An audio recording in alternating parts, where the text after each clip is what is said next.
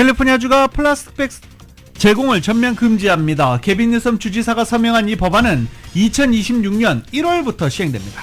지난 폭염 때 사용한 전기 사용료가 최대 3배 이상 급등한 것으로 나타났습니다. 주민들의 부담이 커지고 있는 가운데 달라진 가격 체계 때문입니다. 헐리우드 힐즈에 위치한 호화 저택이 빈집을 무단 점유하는 스쿼터들과 낙석분들로 흉물로 변해 주민들의 골칫거리가 되고 있습니다. 오는 11월 선거를 앞두고 캘리포니아에서 가장 큰 관심을 끌고 있는 주민 발의안 36에 대해 잠시 뒤 보다 자세하게 점검해드리겠습니다. 해리스 부통령이 대선 50여일을 앞둔 이번 주 미국 경제에 대한 자신의 비전을 공개할 것으로 알려졌습니다. 중산층과 소상공인들을 겨냥한 지원 내용이 담길 것으로 예상됩니다. 한편 해리스 부통령과 트럼프 전 대통령은 두 번째 TV 토론을 하는 대신에 이 TV 방송 인터뷰에 나란히 나서는 방안을 검토 중입니다.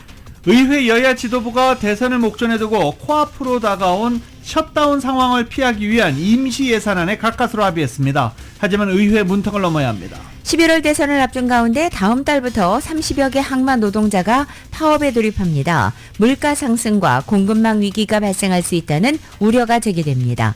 바이든 행정부가 자동차 자율주행이나 통신 기능에 중국이나 러시아산 소프트웨어나 부품을 사용하는 자동차 판매를 단계적으로 금지하기로 했습니다. 미국 대형은행들이 고금리 시대에 2년 6개월 동안 무려 1조 1천억 달러의 초과 수익을 올린 것으로 추정됩니다. 이스라엘군이 헤즈볼라를 겨냥해 레바논을 대대적으로 폭격해 최악의 인명피해가 발생했습니다. 지상전 가능성이 최고조에 달했습니다. 윤석열 대통령에게 국민의힘 한동훈 대표가 독대를 요청한 사실이 외부에 알려지면서 친윤계 등에서는 불쾌감을 표출했습니다. 여권 내 계파간 갈등이 재점화하는 것이 아니냐는 우려가 나옵니다. 오타니의 방망이와 발은 주말에도 쉬지 않았습니다. 오타니는 53홈런 55도루를 기록 중입니다. 다저스는 어제 콜로라도를 6대5로 꺾었습니다. 2연승을 달렸던 차저스가 피츠버그에게 10대20으로 패했습니다. 반면 2연패 기록 중이던 램스는 샌프란시스코를 27대24로 꺾고 시즌 첫 승을 기록했습니다. 오늘 뉴욕 증시는 상승 출발하고 있습니다. 원달러 환율은 1335.9원으로 마감했습니다. 남가주 오늘 아침 한때 흐리지만 점차 맑아지겠고 LA 한인타운 낮 최고 기온 85도로 예상됩니다. 이 시간 주요 뉴스는 하늘 위 호텔 세계 최대 항공기 아시아나항공 A380에서 차별화된 서비스를 만나보세요. 고국까지 편안하고 안전하게 모시는 아시아나항공 제공입니다.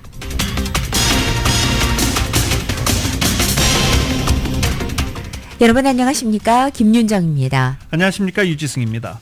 2024년 9월 23일 월요일 라디오솔 모닝뉴스 2부입니다. 이래저래 9월도 벌써 다 갔네요. 네, 9월 마지막 주는 아니지만 그래도 거의 마지막입니다. 이번 주말에는 또 LA 한인축제가 기다리고 있죠. 네. 캘리포니아주가 식료품점 계산대에서 플라스틱 봉지 사용을 전면 금지하는 새로운 법안을 통과시켰습니다. 이 법안 예전에 한번 통과됐던 거 기억나시죠? 그런데 아예 이번에는 재활용 플라스틱 백도 금지하는 겁니다. 개빈 뉴섬 주지사는 어제 SB 1053 법안에 서명했고 이 법안은 2026년 1월 1일부터 시행될 예정입니다. 캘리포니아는 2014년 SB 270 법안을 통과시키면서 전국 최초로 플라스틱 백을 금지한 주가 됐었습니다. 이 법안은 2016년 주민투표를 통해 지지를 받았지만 재사용이 가능하거나 재활용이 가능한 플라스틱 백은 여전히 제공할 수 있도록 허용했습니다. 캘리포니아 공익연구그룹은 2016년 주민투표 결과로 플라스틱 회사들이 재사용 그리고 재활용이 가능하다고 주장하는 더 두꺼운 플라스틱 봉투를 상점에서 대량으로 증가했다라고 밝혔습니다. 공익연구그룹 관계자들은 성명을 통해 이번 조치로 캘리포니아에서 불필요한 플라스틱 쓰레기 주요 원인 플라스틱 백 사용이 중단될 것이라며 이 봉지들은 재활용이 거의 불가능하고 캘리포니아의 어떤 지방의 재활용 시설도 이를 받아들이지 않고 있으며 그 결과 플라스틱 백 쓰레기 양이 사상 최고치에 도달했다라고 덧붙이기도 했습니다. 새 법안에 따라 고객들은 자신이 재사용 가능한 백을 식료품점에 가져오도록 권장됩니다. 장바구니 쓰라는 것이죠. 다만 필요한 경우 유료로 종이봉투를 구입할 수 있습니다. 일요일이었던 어제 벤츄라 지역에서는 가스 누출 사고로 인한 주민들이 대피하는 소동이 발생했습니다. 벤츄라의 피오폰트 지역 주민 100에서 150명이 어제 오전 10시 30분부터 오후 4시 45분까지 약 6시간 대피 명령을 받은 것입니다.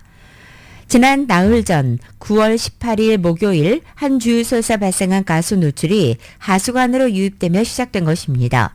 일부 주민들은 이번 주 들어 두 번째 대피를 하기도 했습니다. 당국은 어제 일요일 대피 해제 후 가스 농도가 더 이상 감지되지 않는다고 발표했지만 주민들의 우려는 여전히 남아 있습니다. 몇몇 주민들은 최근 며칠간 건강 이상을 느끼고 있고 가스 누출과의 연관성에 대한 의문을 제기하고 있는 것입니다. 한편 벤츄라 수도국은 완화 조치를 취했으며 이 조치가 유지되는 한 오염된 유체가 시스템에 유입되지 않도록 우회시킬 것이라고 밝혔습니다. 하지만 주민들은 단기 장기적인 건강 영향에 대한 구체적인 정보를 요구하고 있습니다. 오늘 새벽에 느끼셨나요? 침대가 좀 흔들리는 것 같다. 내가 어제 술 마셔서 그러나? 네. 아니고요. 정말 또 지진이 발생했습니다. 오늘 오전 4시 48분 사우스베이 지역에서 규모 3.2의 지진이 발생했습니다. 지질조사국에 따르면 레녹스 지역에서, 그러니까 잉글로드 지역, 사우스베이 지역 여러 가지 이 지역 이야기가 나오고 있습니다. LA 국제공항 인근이다라고 생각하시면 편할 것 같습니다. LA 국제공항 인근에서 오늘 규모 3.2의 지진이 발생했습니다. 이번 지진은 남쪽으로는 롱비치, 동쪽으로는 노워크, 북쪽으로는 글라나다 힐즈까지 진동이 감지됐습니다. 가장 강력한 흔들림은 베벌리힐즈 지역에서 보고된 것으로 알려지고 있습니다. 이번 지진으로 인한 인명이나 재산 피해는 보고되지 않았습니다. 팔로스버디스 일부 지역이 심각한 위기에 직면해 있는 가운데 위기 상황은 나아지지 않고 있는 것으로 전해지고 있습니다. 수개월째 이어지고 있는 대규모 산사태로 인한 지역 주민들의 일상이 완전히 뒤바뀌어 있기 때문입니다. 현재 약 300가구가 전기 공급 중단을 겪고 있고 이 가운데 224가구는 가스 공급마저 끊겨 있습니다. 더욱더 심각한 것은 146가구의 경우 인터넷 서비스까지 차단돼 있다는 것입니다. 지역 내 한인 커뮤니티 역시 이번 사태로 인해 큰 어려움을 겪고 있습니다. 주민들의 불안과 분노는 날로 고조되고 있고 많은 사람들은 정부와 공공기관의 대응이 미흡하다고 지적하고 있습니다. 특히 게빈 뉴섬 주지사가 비상사태를 선포했음에도 불구하고 실질적인 지원은 여전히 부족하다는 것입니다. 유틸리티 회사들은 안정상의 이유를 들어 추가적인 공급 중단 가능성까지 언급하고 있어 주민들의 불안은 가중되고 있습니다. 시 당국은 새로운 배수시설 설치 등의 대책을 마련 중이지만 그 효과는 아직 미지수입니다. 특히 주민들은 다가오는 겨울철 우기에 대해 크게 우려하고 있습니다. 폭우가 내린다면 산사태가 더욱 가속화될 수 있기 때문입니다. 사우스코스트 플라자에서 강도 사건이 발생해 한 명이 부상했습니다. 코스타메사 경찰은 어제 저녁 8시 40분 사우스코스트 플라자 주차장에서 총격 사건이 발생했다고 밝혔습니다. 경찰에 따르면 남성 용의자는 쇼핑몰 주차장에 있는 피해자에게 접근했고 말다툼이 한동안 벌어지다가 강도 행각을 벌이려던 용의자가 피해자 다리에 총격을 가하고 현장에서 도주했습니다. 용의자는 피해자의 롤렉스 시계와 차량 램보르기니 SUV를 강탈하려 했지만 미수에 그친 것으로 전해졌습니다. 당시 목격자들은 다투고 있는 것처럼 보였고 방금 싸우기 시작하다가 총소리가 나고 남성이 바닥에 쓰러졌다라고 목격자는 말하기도 했습니다. 주차장에서 이런 사건을 목격했던 주민들은 즉각 이 피해자를 둘러싸 응급조치를 하기 위해서 노력을 했고 911에 전화를 하는 등 열심히 도와주는 모습도 포착됐습니다. 경찰은 용의자에 대한 설명 아직 하지 못하고 있습니다. 총격 동기도 아직 알려지지 않았습니다. 용의자와 피해자가 서로 알고 있었는지의 여부도 불분명합니다. 현재 경찰은 감시카메라 영상 그리고 목격자들의 진술을 모으면서 용의자를 추적하기 위해 수사가 진행 중이다라고 밝혔습니다. 이번 총격 미수 사건이 발생한 사우스코스트 플라자는 지난 7월 강도 사건이 발생해 여성 한 명이 숨졌던 바 있습니다. 저희 라디오 서울 보도국은 오는 11월 5일 선거에 붙여지는 캘리포니아 주요 주민 발의안을 차례차례 점검하는 시리즈를 마련했습니다. 오늘은 그 첫 번째 시간으로 캘리포니아에서 가장 중요한 안건으로 꼽히는 주민 발의안 36에 대해 이은 기자가 자세하게 점검해드립니다. 가주에서 절도와 마약 범죄자에 대한 처벌을 대폭 강화하는 내용의 주민 발의안 36이 오는 11월 5일 선거에 붙여집니다. 피해액 $950 미만의 절도 행각에 대해 경범 처리한 프로포지션 47을 대폭 수정해 상습적인 절도와 마약 범죄에 대한 중범 처리하는 것이 주민 발의안 36의 골자로 유권자들의 손으로 직접 지역 치안을 세울 수 있는 소중한 기회입니다. 프로포지션 36은 상점 절도와 주거 침입 절도, 차량 절도단에 대해 2회 이상의 전과가 있는 경우 중범죄로 처리하고 평형은 최대 3년의 실형을 부과하는 내용을 담고 있습니다. 3명 이상으로 구성된 절도단으로 인한 재산 절도에 대해서는 최대 3년까지 형량을 늘릴 수 있습니다. 펜타닐, 헤로인, 코카인, 메탐페타민 등의 마약을 판매한 경우에도 판매한 양에 따라 처벌 수위가 결정되며 불법 마약을 소지한 주민들의 경우 경범죄 대신 치료 의무 중범죄로 기소할 수 있게 됩니다. 강절도가 판을 치면서 신변안전은 물론 비즈니스 영업이 위태로운 주민들과 비즈니스 업주들에게는 반가운 안건입니다. 소매체인과 가주의 검사협회가 주도해 선거에 올린 주민 발의안인데 해당 안건에 대해 잘 모르는 한인들이 많아 안타까운 상황입니다. 타운에서 비즈니스를 운영하고 있는 한인업주들은 대부분 프로포지션 36에 대해 미처 인지하지 못했다면서 내용을 알게 된 이상 이번 선거 투표에 더 적극적으로 참여해 프로포지션 36에 찬성표를 던지겠다고 입을 모았습니다. 평소 선거 소식을 많이 접하지 못했던 소상공인들은 프로포지션 36 같은 법안이 한시라도 더욱 빨리 시행되어야 한다고 덧붙였습니다. 타운에서 시계수리 서비스업을 운영하고 있는 한인업주는 그동안 투표는 잘 참여했지만 프로포지션 36의 내용을 접하고 중요성을 새삼 깨닫게 되었다고 강조했습니다.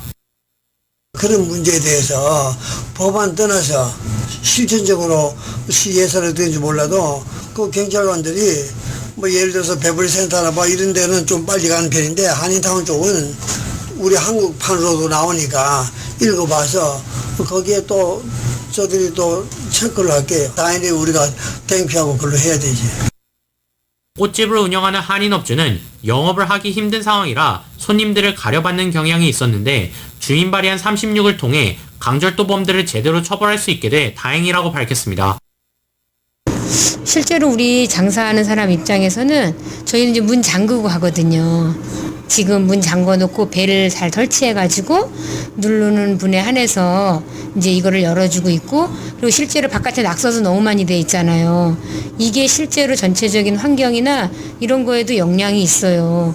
이걸 좀 정책적으로 어떻게 해줬으면 좋겠다. 만약에 지금 안 이상은 그런 건 적극적으로 참여해야죠. 펫샵을 운영하는 한인은 가뜩이나 타운의 치안이 매우 불안한데 이러한 법안이 생겨 다행이라며 올해 중요한 안건에 대한 정보들을 정확히 숙지한 뒤 참여할 것이라고 전했습니다.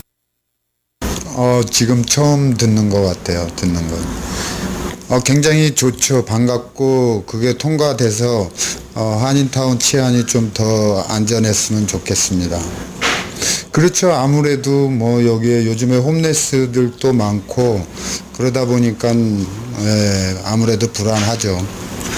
네, 그럼요. 참여해야죠.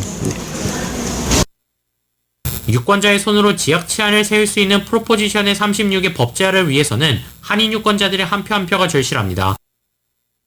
라디오 서울 뉴스 이은입니다. 이 11월 대선을 앞두고 캘리포니아 민주당이 주민 발의안 이 36을 둘러싸고 내부 갈등도 겪고 있습니다. 이번 발의안은 일부 절도 및 마약 소지 범죄에 대한 처벌을 강화하는 내용을 담고 있어서 민주당 내 진보와 중도 성향 정치인들 간의 대립으로 번지고 있습니다. 주민 발의안 36은 2014년에 통과된 발의안 47의 주요 조항을 무효화하려는 시도입니다. 발의안 47은 교도소 과밀 수용 문제를 해결하기 위해 일부 절도 및 마약 관련 범죄를 경범죄로 재분류했었고 그로 인해서 범죄가 늘어났다라는 게 현재 주민들의 우려입니다. 발의안 36호를 찬성하는 정치인들은 안토니오 비아레고사 전 LA 시장이죠. 그리고 이번에 캘리포니아 주지사 선거에 출마 선언을 했습니다. 데이비민 상원의원 오렌지 카운티 제47 선거구 하원에 출마한 후보자입니다. 그리고 상원의원이죠. 런던 브리드 샌프란시스코 시장, 토드 글로리아 샌디에고 시장 등이 발의안 36호를 찬성하고 있습니다. 하지만 반대하는 정치인들도 있습니다. 게빈 뉴섬 주지사 대표적이죠. 주민 발의안 36 반대하고 있습니다. 알렉스 파디아 연방 상원의원, 조지 게스콘 LA 카운티 검사장, 홀리 미첼, 힐다 솔리스, 린지 오바스 LA 카운티 슈퍼바이저 등등이 주민 발의안 36을 반대하고 있습니다. 캘리포니아 유권자들 여론은 주민 발의안 36호에 대해서 호의적입니다. 최근 여론조사에 따르면 70% 이상의 유권자들이 찬성 의사를 밝힌 것으로 알려졌습니다. 이는 2014년 당시 범죄 처벌 완화에 찬성했던 민주당 지지 유권자들의 입장이 변화하고 있음을 시사하고 있습니다.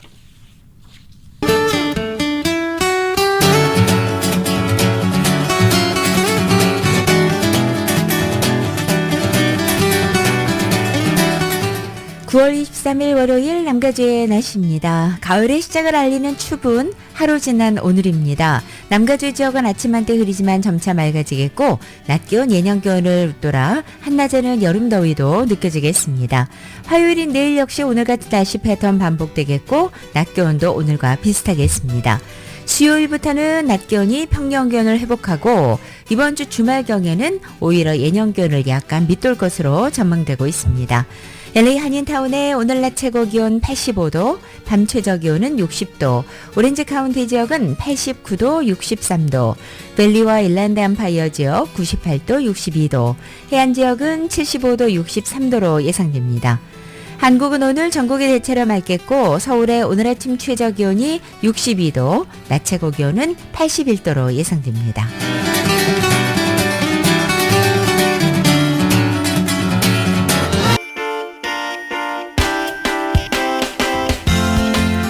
라디오솔 모닝뉴스 2부 이 시각 현재 프리웨이 교통 상황입니다. 91번 웨스트 방향입니다. 칼메니타 로드와 만나는 지점 카플레인과 첫 번째 레인에 걸쳐서 이중 추돌 사고 있습니다.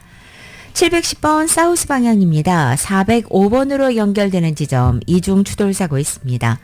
101 사우스 방향 실버레이크 블루바드와 만나는 지점 첫 번째 레인에도 이중 추돌 사고 있습니다.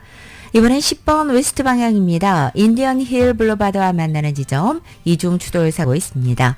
끝으로 14번 사우스 방향 에비뉴 N과 만나는 지점 모터사이클 관련된 이중 추돌 사고 있습니다. 참고하시고 안전운전하시기 바랍니다.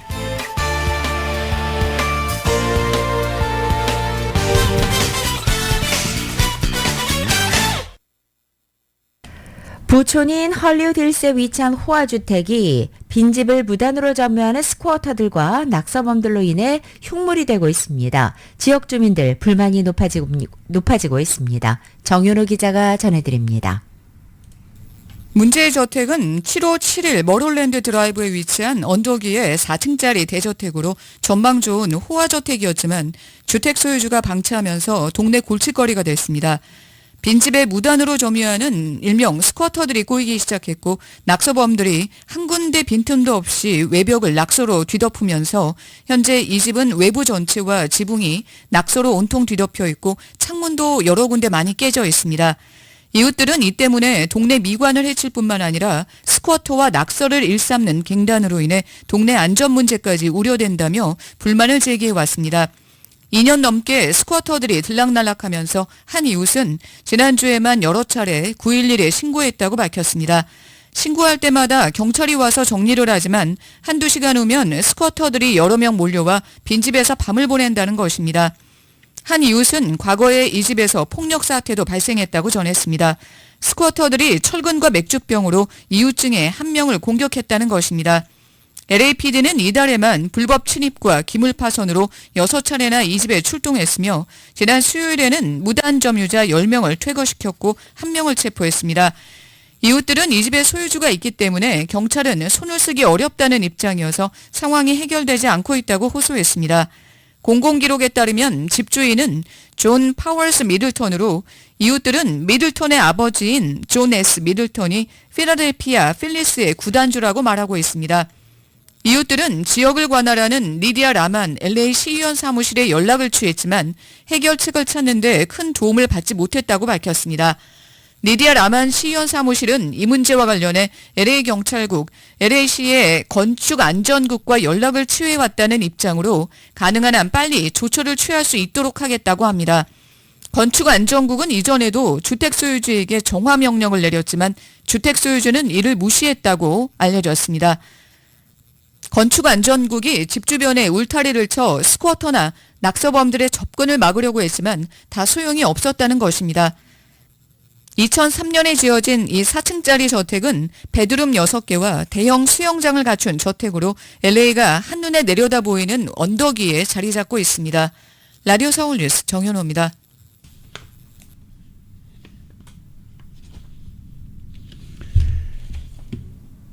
먼저 해야 되는 거예요.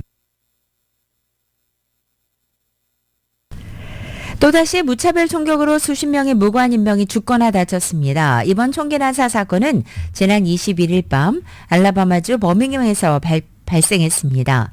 AP통신은 현지 경찰을 인용해서 버밍엄 지역의 가장 인기 있는 유흥가 가운데 한 곳에서 총기 난사로 최소 4명이 숨지고 17명이 부상했다고 밝혔습니다. 버밍엄 경찰은 토요일인 21일 밤 11시 직후 파이프 포인트 사우스 지역에서 여러 명의 총격범이 한 무리의 사람들에게 여러 발의 총격을 발사했다고 밝힌 것입니다. 이번 총격은 무작위로 이루어진 것은 아니며 하나의 독립된 사건에서 비롯된 것으로 이 과정에서 무고한 주민들 여러 명이 총기 난사의 피해를 본 것으로 보고 있다고 설명했습니다. 하지만 경찰은 현재 체포된 용의자는 없는 가운데 총격범들이 의도했던 표적에 대해서도 아직 알아내지 못했다고 밝혔습니다. 바이든 대통령이 조만간 카말라 해리스 부통령과 함께 총기 규제에 관한 추가 행정 조치를 발표할 계획으로 알려졌습니다. 백악관에 설치된 총기폭력 예방사무실 책임자 스테파니 펠드만은 로이터 통신에 이같이 전했지만 세부 내용을 공개하지는 않았습니다. 펠드만은 완전히 새로운 구상이 포함되어 있으며 바이든 대통령이 내년 1월 퇴임하기 전에 이를 완료하는 데는 힘든 작업이 될 것이다 라고 밝혔습니다. 바이든 대통령과 해리스 부통령은 2021년 취임 이후 총기 안전 초점을 맞춘 정책을 추진했었습니다. 비백머시 공중보건서비스단 단장 겸 의무총감은 지난 6월 총기 폭력을 공중보건 위기로 선언하고 강력한 총기 규제와 관련 연구 자금 확대 등 총기 폭력 예방 조치 강화를 촉구한 바 있습니다. 전국에서 총기 규제를 둘러싼 논란이 끊이지 않고 있으며 이번 대선에서도 논쟁적인 이슈 가운데 하나입니다. 민주당은 총기 폭력으로 인한 사망을 줄이기 위한 방법으로 대체로 더 엄격한 총기 규제법을 선호하는 반면 공화당은 수정헌법 2조에 명시된 무기 소지 권리를 근거로 총기 규제 강화에 대체로 반대하고 있습니다. 최근 캘리포니아를 강타했던 불볕더위 이후에 전력회사들이 청구서를 보내기 시작하면서 한인들이 전기료 폭탄을 맞고 있습니다. 예년보다 최대 2~3배까지 뛴 전기료 청구서를 받아들고 망연자실하고 있는 주민들이 많습니다. 특히 전력회사들이 킬로와트당 사용료 같은 전기료 가격 체제를 지속적으로 올리고 있어 지난해 같은 전력을 사용해도 올해 받는 청구서는 지난해보다 훨씬 더 높을 수밖에 없는 상태입니다. 전기료가 이렇게 대폭 상승한 이유는 기후변화로 인해서 기온이 올라가며 에어컨 등 전기 사용량이 폭증했기 때문입니다. 앞서 연방에너지정보관리국은 기온이 예상보다 훨씬 더 높아지면서 전기요금이 올라갈 가능성이 높다며 특히 남부주에 많은 영향을 미칠 것이라고 강조하기도 했습니다. SCE의 대변인은 전체 에너지 사용량이 월별 전기료 청구서에 가장 큰 영향을 미친다며 전례 없는 더위로 인해 고객들의 에너지 사용량이 늘어난 것이 요금이 상승된 원인이라고 밝혔습니다. 이와 더불어 전력회사의 이 송전과 배전 시설의 업그레이드, 산불 복구 활동, 옥상 태양광 인센티브 비용을 회수하려는 공공사업 프로젝트까지 전기요금 폭등에 영향을 미친 것으로 나타나고 있습니다. 랭캐스트에서 어제 소형 비행기 2대가 공중에서 충돌해 한 명이 숨지는 사고가 발생했습니다. 충돌 사고는 어제 낮 1시 20분에 발생했습니다. 충돌한 한 대는 60가 이스트와 E에비뉴, G에비뉴 사이 지점에 불시착했습니다. 또 다른 한 대는 55가 지역에 불시착했습니다. 숨진 사람이 사고 비행기 조종사인지 승객인지는 아직 불분명합니다. 현재 항공국이 조사를 진행 중입니다. 이민 희망자의 급증과 주거비 상승으로 인해서 올해 미국의 노숙자 수가 역대 최다 기록을 경신할 것이라는 전망이 나왔습니다. 월스트리트저널은 어제 미 전역에서 취합되는 예비 자료를 분석해 본 결과 노숙자 수가 역대 최고치인 지난해 수준을 넘어설 것으로 보인다라고 보도한 것입니다. 지난해의 경우 미국에서 단 하루라도 노숙을 경험해 본 사람은 65만 3천 명으로 추산됐습니다.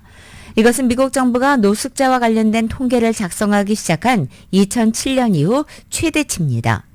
월스트리트저널이 뉴욕을 제외한 전국 250여 개의 노숙자 보호단체의 자료를 분석해 본 결과 올해는 지난해와 비교해서 10%가량 노숙자 수가 더 늘어난 것으로 나타났습니다.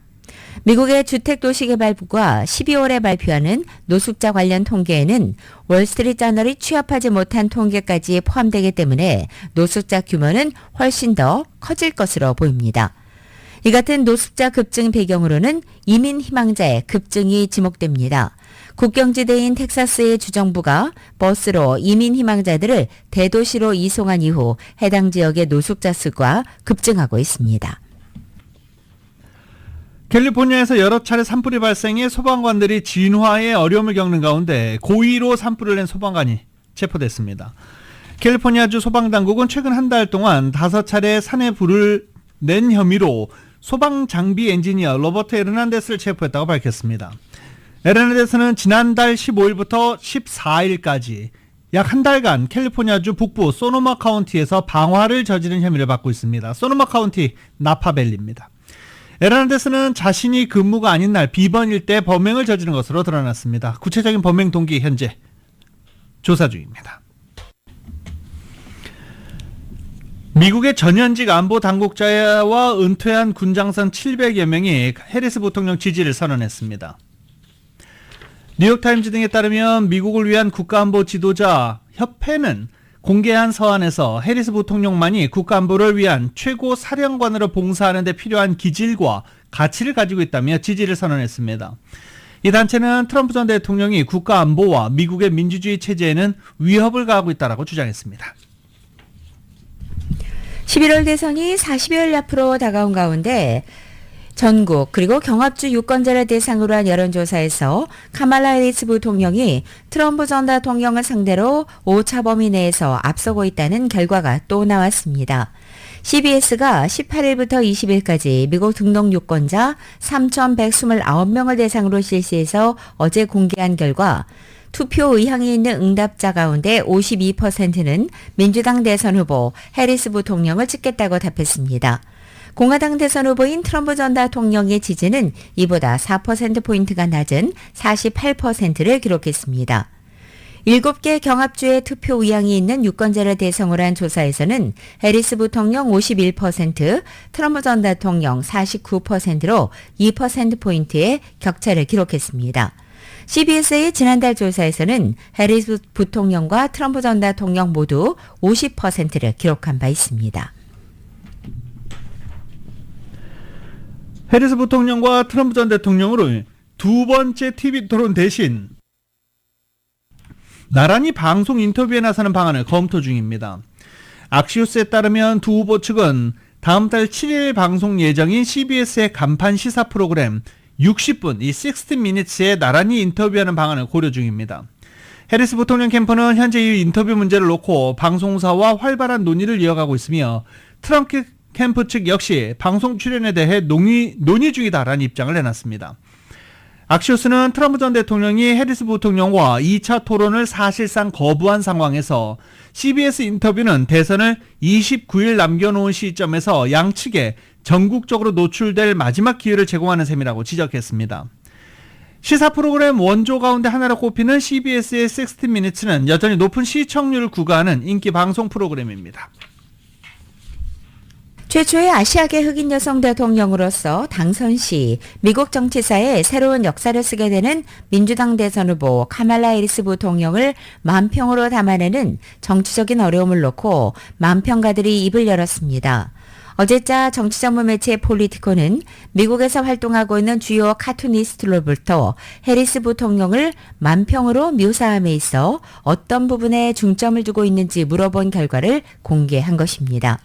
미국의 정치 만평은 대선 후보를 포함해 대통령과 고위 관료 등 권력의 정점에 선 인물들일수록 한층 거침없이 풍자의 펜대를 휘두르는 것이 일반적입니다. 해리스 부통령의 경우 그런 이들에게조차 한층 조심스러운 대상이라는 것입니다. 폴리티코는 풍자화에 있어서 인물과 얼마나 닮았는지는 중요한 포인트가 아니라며 대상의 특징을 묘사해서 강하게 극대화하는 것이 만평의 핵심인데 해리스 부통령의 경우 흑인이자 인도계라는 점에서 오래된 전형적 인종묘사의 딜레마를 다시 일깨우고 있다고 지적한 것입니다.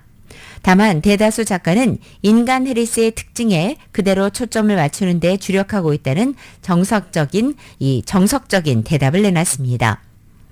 알렉산드라 보우만은 해리스가 자신을 상징하는 감성을 기쁨으로 정착하는 과정을 묘사하는 것이 좋다고 밝혔고 워싱턴 포스트 등의 만평을 제공하는 스티브 브론드너는 화강한 판석에 탐색하는 큰 눈을 그려넣는 것이 바로 그녀의 특징을 묘사하는 방법이라고 답했습니다. 폴리티코의 만평가이자 해당 기사를 작성한 맷 워커는 우리는 이제 해묵고 해로운 주제인 인종의 전형적 문제와 씨름해야 한다며 해리스 캐리커처 작업은 만평가들에게는 말 그대로 지뢰밭이나 다름없고 심지어 이 직업이 특정 연령대 백인 남성들이 집중돼 있다는 점에 더욱 그러하다라고 지적했습니다. 트럼프 전 대통령이 노스캐롤라이나 윌밍턴에서 가진 유세에 의해서 대선 승패를 좌우할 남부 경합주 공략에 나섰습니다. 트럼프 전 대통령의 지난 주말 유세는 2차 암살 시도 이후 첫 야외 유세였습니다. 트럼프 전 대통령은 해리스 부통령에 대해서 당선되면 아메리칸 드림은 영원히 사라질 것이라며 그녀는 대통령이 될 자격이 없다라고 말했습니다. 또 트럼프 전 대통령은 질 바이든 여사가 전날 백악관에서 열린 내각회의에 참석한 걸 두고 바이든이 아직 대통령이냐? 왜냐하면 그의 아내가 어제 내각회의를 맡았기 때문이다 라고 비꼬기도 했습니다. 트럼프 전 대통령 유세장에는 노스캐롤라이나 주지사 선거에 공화당 후보로 출마한 마크 로빈슨 부지사는 참석하지 않았었습니다. 트럼프 전 대통령은 한때 스테로이드를 맞은 마틴 루터킹 목사다라고 칭찬하기도 한 로빈슨 부지사는 정치에 뛰어들기 전 한 성인 사이트에 나는 블랙 나치라고 언급했으며 노예제 부활을 지지한다는 취지의 게시글을 각성한 이후 자제 중입니다. 민주당 대선 후보 카말라 해리스 부통령이 금명간 경제 분야의 공약을 발표할 예정입니다. 로이터 통신은 어제 소식통들을 인용해서 해리스 부통령이 대선 50여일을 앞둔 이번 주 미국 경제에 대한 자신의 비전을 공개한다고 보도한 것입니다.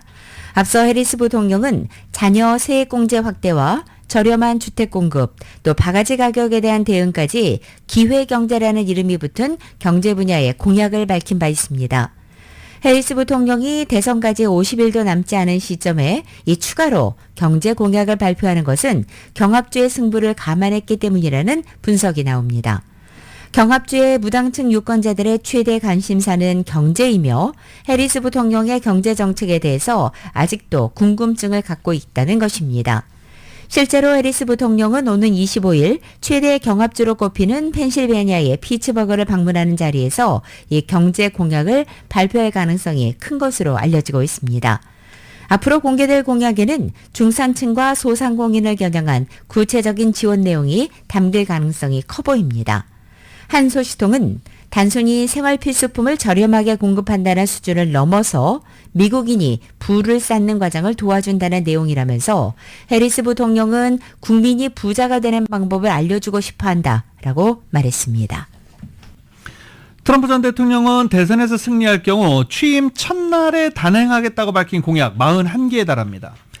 워싱턴 포스트는 선거 기간 트럼프 전 대통령의 각종 연설을 분석한 결과 취임 첫날 계획에 대해 200번이 넘게 언급했다며 이같이 보도했습니다.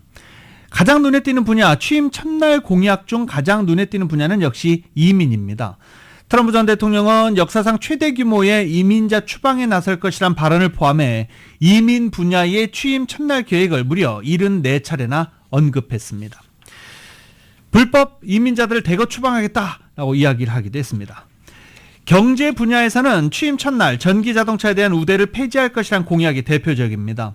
트럼프 전 대통령은 31차례나 바이든 행정부의 전기차 행정명령을 폐지하겠다라고 밝힌 바 있습니다.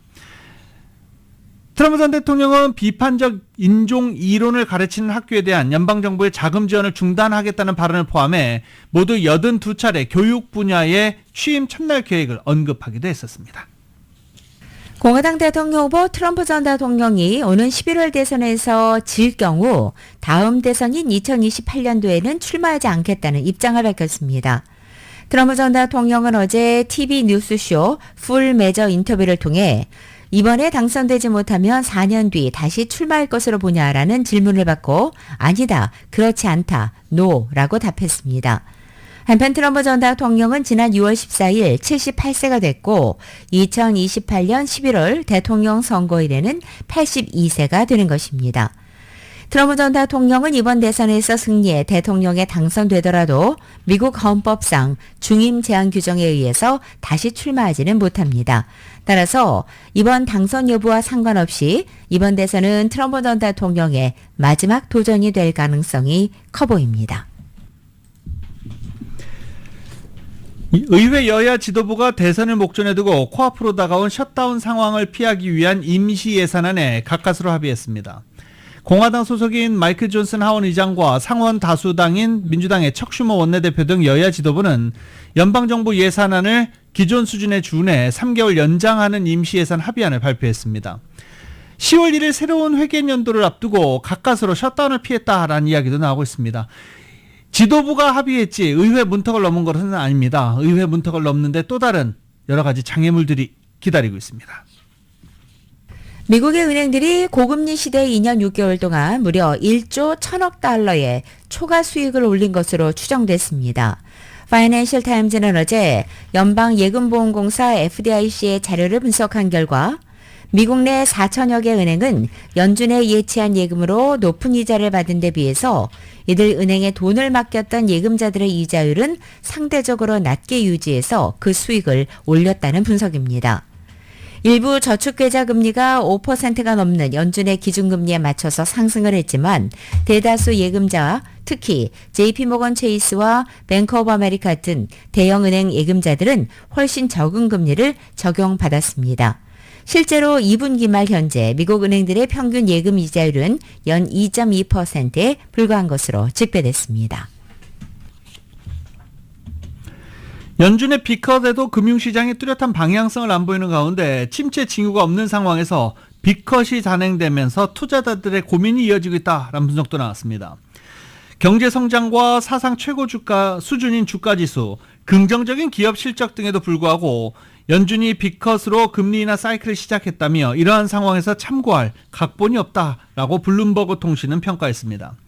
통상적으로 금리 인하하기는 경기에 영향을 받지 않는 필수 소비재, 헬스케어 등 경기 방어주나 배당금이 많은 유틸리티주 투자를 추천하는 경우가 많습니다. 하지만 최근 증시는 이와 다르게 움직인다는 것입니다. 오는 27일 연준이 인플레이션을 판단할 때 중시하는 개인 소비 지출 PCE 지표가 발표됩니다. 연준은 지난 18일 물가 상승률이 연준 목표인 2%를 향해 지속적으로 낮아지고 있다는 전망에 따라 과감하게 0.5%포인트 금리 인하인 빅컷을 단행했기 때문에 이번에 나오는 8월분 지표에서 수치가 예상대로 낮게 나온다면 연준의 통화정책이 정당성을 확보하는 데 도움이 될 것으로 보입니다. 블룸버그 통신에 따르면 시장 전문가들은 8월 PCE 지수가 전월 대비 0.1% 상승했을 것으로 보고 있습니다. 예상대로 나온다면 최근 3개월 만에 두 번째입니다. 전년 동월 대비로는 2.3% 상승했을 것으로 전망되고 있습니다. 이코노미스트들은 8월 가계 지출이 여전히 증가했을 것으로 예상합니다. 지속적인 소비 지출 증가는 경제가 계속 확장하고 있음을 보여주는 지표입니다. 인플레이션 둔화 추세는 에너지 가격과 식료품 그리고 근원물가 상승세가 전반적으로 둔화했음을 반영합니다. 대선을 앞두고 다음 달부터 30개 항만 노동자가 파업에 돌입합니다. 물가 상승과 공급망 위기가 발생할 수 있다는 우려가 나오고 있습니다. 항만 노동조합인 국제항만노동자협회는 기존의 노사계약이 만료되는 30일까지 사측인 미국 해양협회와 새 합의에 이르지 못할 경우 노조원 2만 5천 명이 파업에 나설 것이라고 경고했습니다. 해당 계약은 미국 전체 항만 물동량의 약 41%가 영향을 받습니다. 노조는 임금 인상 등을 요구하고 있으며 해운사 머스크가 자동화 기술을 통해 항만에서 트럭을 배치, 운용하는 식으로 노동자 의존도를 줄이고 있음을 발견하고 노사협상을 중단한 바 있습니다. 노사협상 이번 달 안에 잘 마무리되기를 기대하는 경제계의 목소리가 높은 상황입니다. 라디오솔 모닝뉴스 함께하고 계십니다. 라디오솔 모닝뉴스 스포츠 소식입니다. 스포츠 소식은 전문가가 추천하는 이민법과 가정법 전문 제인정 종합법률사무소 제공입니다. 어제 LA 다저스와 콜로라도 로키스 간의 경기 있었습니다. 다저스가 4대5로 뒤지던 9회 말 마지막 공격. Dodgers, Ohtani, Betts, Freeman. He swings, hits a drive, right center and deep. He's tied it up. Shohei Ohtani, home run number 53, a game-tying homer in the bottom of the ninth. Can you believe this guy? He is unreal. The big show with a big blast here in the ninth. It's a 5-5 ball game.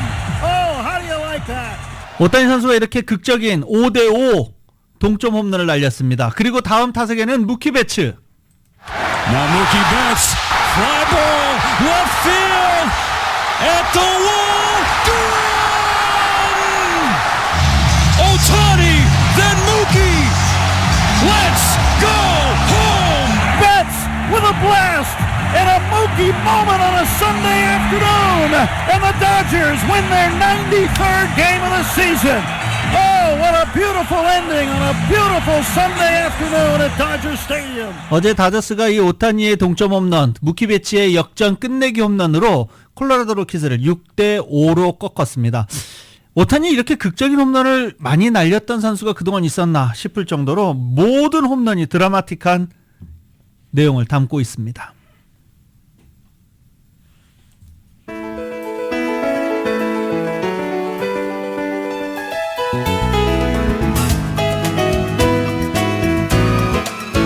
한동안 쌀쌀했었죠. 그런데 또 다시 더워진다고 합니다. 날씨 이제 종잡을 수가 없어요. 이럴 때 특히 건강에 각별히 유의하시기 바랍니다. 주위에 콜록콜록 거리시는 분들 많으시죠. 독감 접종 시작했으니까 독감 예방 접종도 미리미리 맞아두시기 바랍니다. 2024년 9월 23일 월요일에 전해드린 라디오솔 모닝뉴스 마치겠습니다. 지금까지 진행의 유지승, 김윤정이었습니다. 잠시 후 9시에는 강혜신의 오늘의 미국이 방송됩니다. 함께해 주신 여러분 고맙습니다.